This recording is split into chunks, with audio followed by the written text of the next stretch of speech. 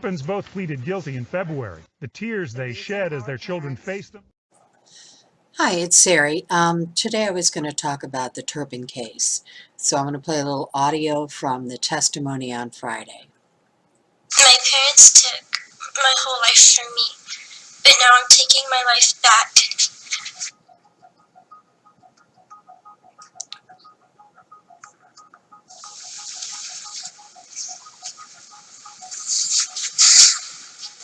I saw my dad change my mom. They almost changed me. I immediately did what I could to not become like that. I'm a fighter, I'm strong, and I'm shooting through life like a rocket. I love both of my parents so much. Although it may not have been the best way of raising us, I'm glad that they did, because it made me the person I am today. How do you plead to that charge, Mr. Turpin? Guilty. And Mrs. Turpin? A felony occurring on or about January 15, 2015. This is among the worst, most aggravated child abuse cases that I have ever seen. First off, Mr. Turpin, as a result of this video, you must not harass us. So that actually is the district attorney talking about it. The couple was arrested in 2018 after police found 13 of their children held captive at their home in California. Actually, it was their 17-year-old daughter that snuck her mom's turned off phone. It had no cell service out. And she called 911 because you can still dial 911 on a phone that has absolutely no service at all. And so David and Louise Turpin have been sentenced to 25 years to life in prison after they pled guilty to holding captive and torturing their children for years in their California home. So one of the daughters said, "My parents took my whole life from me." She's identified as Jane Doe number 4. They were all Jane Doe or John Doe. So 2 of the children are now in college, and they appeared in court Friday to offer testimony about how they suffered at the hands of their parents and about the hope for their future. But now she says, "I'm taking my life back." The couple was arrested last year after one of their 13 children, who ranged from 2 to 29, managed to escape their filthy home in Paris, California, and call the police.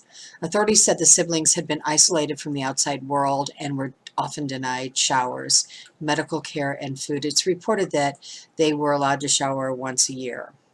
It's unbelievable. They were sometimes tied up for weeks or even months at a time, the Riverside district attorney said last year. Today, the daughter said she's living independently and life is great. "I'm a fighter and I'm strong and I'm shooting through life like a rocket," she said, and her mother cried and wiped tears from her eyes. Yeah, that mother is no mother. Louise and David Turpin were sentenced in court on Friday, like I said. One of their sons, identified as John Doe number 2, told the court, "I cannot describe in words what we went through growing up. Sometimes I still have nightmares of the things that happened, such as my siblings being chained up or being beaten." Now, what happened was when she called in 2018, the 17-year-old daughter, she said that 2 of the kids were actually chained with actual chains, like dog chains or toe chains, to the bed. And this same girl, she had a really fighting spirit. She had like a little YouTube channel where she was sneaking devices, I don't know how she was getting them, and recording herself singing. And they were supposed to be homeschooling the kids, and people do that. They want to date their kids and say that they're homeschooling them so they can do all kinds of atrocities. The states need to step up and intervene because there's like no oversight when you homeschool. All right, but back to this. Okay, so he said, this was John Doe number 2. He said, in the last, that was the past and this is now. Today he's going to college and working towards a degree in software engineering, he said. He learned how to swim, ride a bike last year. Oh my God, as an adult. It's so sad. And sometimes he takes really long bike rides. He has also learned to advocate for himself. Good for him. He added a kind word for his parents and extended forgiveness. I love my parents, he said, and have forgiven them for a lot of things that they did to us. I'm sorry for everything, the mother said. David and Louise Turpin both took the opportunity to address the court, apologizing to their children, expressing their hopes that their children will succeed in their endeavors. I'm sorry for everything I've done to hurt my children, Louise Turpin said, and please forgive my phone dinging and binging over here. She added, she believes God has a special plan for each of them. Yeah, I don't think God had anything to do with any of this, lady.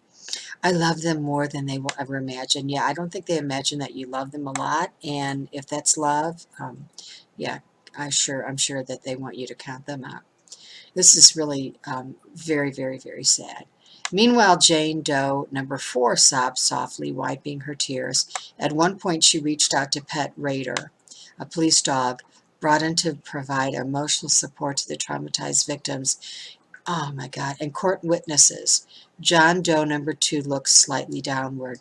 David Turpin broke down in tears. Oh, please, and tried to address the court.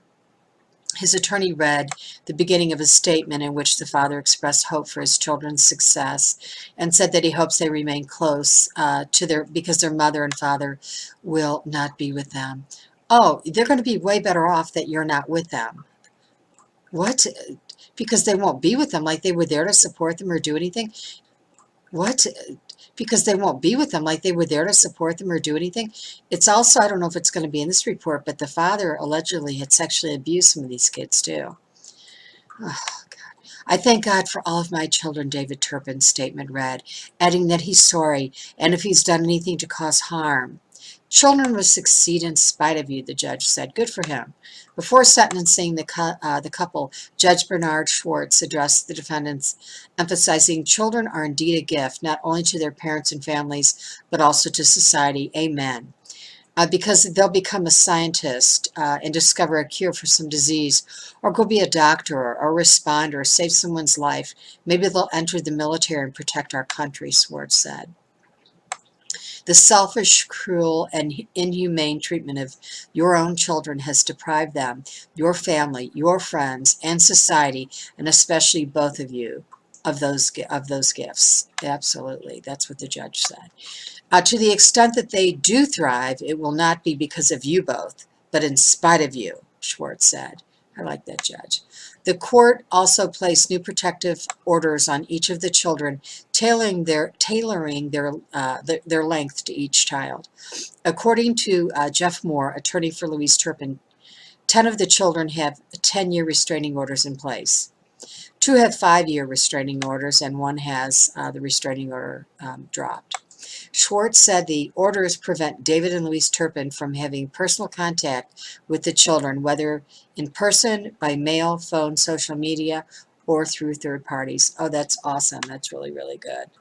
So, yeah, and so when the Turpin children were found in their Paris home in January 2018, they ranged from 12 to 29. Some of the adults were so malnourished that they looked like teenagers. They were holding adult children, so, that's just mental. It's like a mental torture that they put them through. None of them had seen a doctor in more than 4 years, and none of them had ever visited a dentist. Never. The children were often tied up for weeks or even months at a time, said the Riverside County District Attorney Mike Hestron last year. The victims told investigators that they were tied up with ropes initially as forms of punishment. Some escaped. And then the parents started using chains and padlocks to shackle them, because the ropes didn't work. After years of isolation, Hestron said the children seemed to lack basic knowledge of life, of course. A daring escape, yeah. Had it not been for the bravery of the 17-year-old daughter, her imprisoned siblings may never have been found, absolutely. The teen had planned to escape for more than 2 years. She grabbed a deactivated cell phone found in the house and fled through a window before she called the police. The bold getaway led to the discovery of her siblings and uncovered one of the worst, most aggravated child abuse cases I have ever seen, Hestron said. So, check on kids, check on neighbors, family members, people that you think are doing fine, often they're not. And kids that are homeschooled, yeah, DFS, CPS, whatever it is in your state, they need to up their game and check on them, because these kids went for long times, extended years. And, you know, I know that it wasn't in this article, but Louise Turpin's sister had constant contact with her, yet she never went over to the house to check on these kids or saw this. You know, just like with the J.C. Dugard case, neighbors thought they heard something in the yard, but they weren't quite sure. And this girl gave birth to 2 kids in the backyard. There are a lot of cases like this where there's horrific abuse going on and nobody steps up. So, you know, if you have any suspicions, call 911. You know, it's better safe than sorry, but I'm so glad these parents got life. So hopefully when the 25 years is up, they will not be paroled.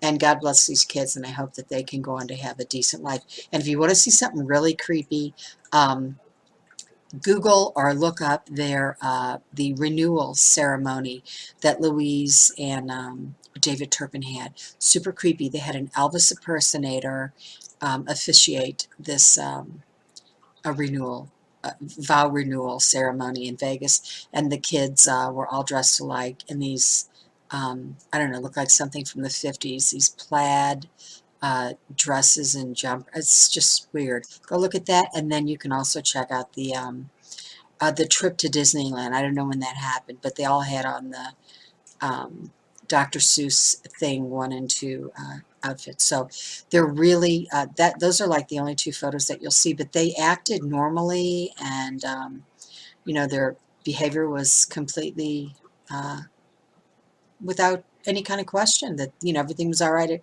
at home, and it certainly wasn't. So there you go. So just really creepy, but thank God that that girl, that 17-year-old sister, was definitely a hero. All right, have a great weekend. Take care. Thanks for watching.